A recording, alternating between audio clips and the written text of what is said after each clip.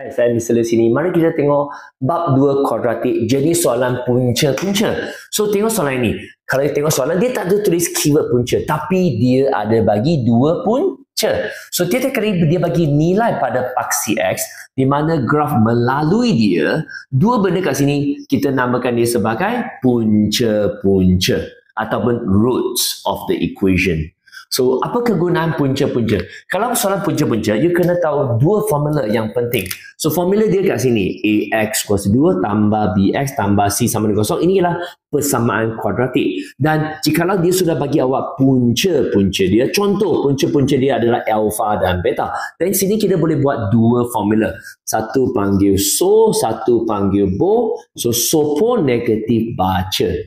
So, ini formula dia. Dan apa itu so? Sum of the roots. Ini ialah product of the roots. Ataupun bahasa Melayu, hasil tambah punca. Sini ialah hasil darab punca. Hasil tambah punca artinya ambil punca alpha beta tu tambah. Tambahkan punca-punca formula pertama. Sini pula hasil darab punca. Artinya ambil alpha beta punca-punca tu darabkan dia dapat alpha beta.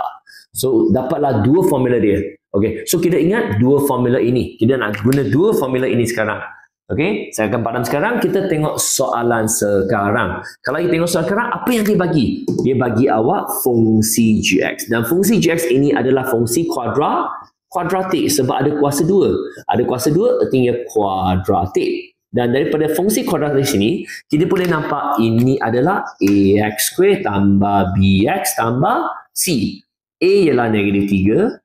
B adalah M tolak 4, C adalah negatif 15 dan juga sudah diberi punca-punca dia dalam graf. So, apakah punca dia? Daripada graf, punca dia adalah 1 dan 5.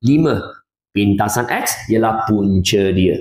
Okey. Lepas tu, kalau you ada A, B, C dan punca-punca, boleh terus guna formula yang saya tulis tadi. Iaitu, saya tulis kembali hasil tambah punca. Okey, dengan hasil darab punca, formula negatif baca. Okey, sekarang kita fill in the blank. So, apa itu hasil tambah punca? Ambil punca, tambahkan dia. Apa itu hasil darab punca? Ambil punca, darabkan dia. Dan apa kita buat? Fill in the blank. Negatif B over A. Apa itu B? B adalah M tolak 4. Apa itu A? A ialah negatif 3. Dan kalau you buat formula sini pula, C ialah negatif 15. Dan A adalah negatif 3. So, sini tidak perlu buat apa-apa sebab tiada benda yang you nak cari. Sini, yes, ada M. Benda yang you nak cari kat sini. So, kita buat dari sini.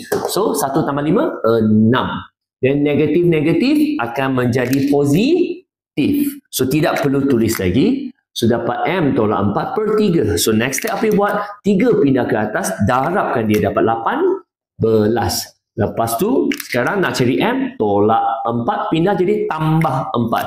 Tambah 4 dapat 22. Siap? Kuadratik. Thank you.